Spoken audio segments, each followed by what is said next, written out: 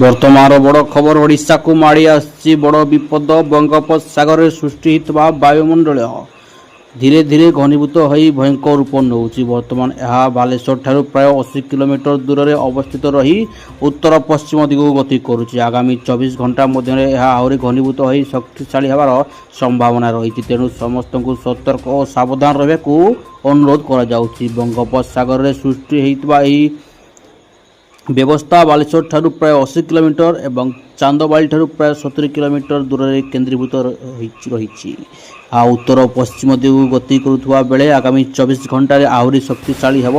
ଏହାପରେ ପାରାଦୀପ ଓ ସାଗରଦ୍ୱୀପ ମଧ୍ୟ ଦେଇ ଉତ୍ତର ଓଡ଼ିଶା ଓ ପଶ୍ଚିମବଙ୍ଗ ଉପକୂଳ ଅତିକ୍ରମ କରିପାରେ। ଏହାର ପ୍ରଭାବରେ ଉତ୍ତର ଓଡ଼ିଶା ସହ ରାଜ୍ୟର ବିଭିନ୍ନ ଅଞ୍ଚଳରେ ବ୍ୟାପକ ବର୍ଷା ହେବାର ସମ୍ଭାବନା ରହିଛି। ଆଗାମୀ 2 ଦିନ ଏହା ଅଧିକ ଘନୀଭୂତ ହୋଇ ଭୟଙ୍କର ରୂପ ନେଇପାରେ। ଏହାରି ପ୍ରଭାବରେ ଆଗାମୀ 4 ଦିନ ରାଜ୍ୟରେ ଅନେକ ସ୍ଥାନରେ ପ୍ରବଳରୁ ଅତି ପ୍ରବଳ ବର୍ଷା ହେବାର ଆଶଙ୍କା ରହିଛି। ଆଗାମୀ 5ରୁ 6 ଦିନ ପର୍ଯ୍ୟନ୍ତ ବର୍ଷା ଜାରି ରହିପାରେ। ବର୍ଷା ସହ ଘଣ୍ଟା ପ୍ରତି 30ରୁ 40 କିଲୋମିଟର ବେଗରେ ପବନ ମଧ୍ୟ ବହିପାରେ। କେତେକ ସ୍ଥାନରେ ଏହାର ବେଗ ଆହୁରି ବଢ଼ିପାରେ। ରାଜ୍ୟରେ 5ଟି ଜିଲ୍ଲାକୁ ଛାଡ଼ି ବାକି ସବୁ ଜିଲ୍ଲାରେ ପ୍ରବଳ ବର୍ଷା ନେଇ ପାଣିପାଗ ବିଭାଗ ପକ୍ଷରୁ ସତର୍କ ସୂଚନା ଜାରି କରିଛି। ଆଜି କେନ୍ଦୁଝର ଜିଲ୍ଲାରେ ଭୀଷଣରୁ ଅତି ଭୀଷଣ ବର୍ଷା ନେଇ ରେଡ୍ ଆଲର୍ଟ ଜାରି କରାଯାଇଛି। ସେହିପରି ପ୍ରବଳରୁ ଅତି ପ୍ରବଳ ବର୍ଷା ନେଇ 10 ଜିଲ୍ଲାକୁ ଅରେଞ୍ଜ ୱାର୍ଣ୍ଣିଂ ରହିଛି।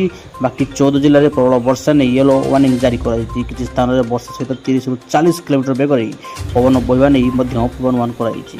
ବଙ୍ଗୋପସାଗରରେ ସୃଷ୍ଟି ହେଲା ଯାହାକି ସୃଷ୍ଟି ହୋଇଛି ଲଘୁଚାପ କ୍ଷେତ୍ର। ଏହା 12 ଘଣ୍ଟା ମଧ୍ୟରେ ଏହା ଅବପାତର ରୂପ ନେବାର ସମ୍ଭାବନା ରହିଛି ଏବଂ ଆସନ୍ତାକାଲି ଉତ୍ତର ଓଡ଼ିଶା ପଶ୍ଚିମବଙ୍ଗ ଉପକୂଳ ଅତିକ୍ରମ କରିବ। ସେପଟେ ରାଜ୍ୟବ୍ୟାପୀ ଆଜି ବିଭିନ୍ନ ସ୍ଥାନରେ ପ୍ରବଳ ବର୍ଷା ଲାଗି ରହିଛି।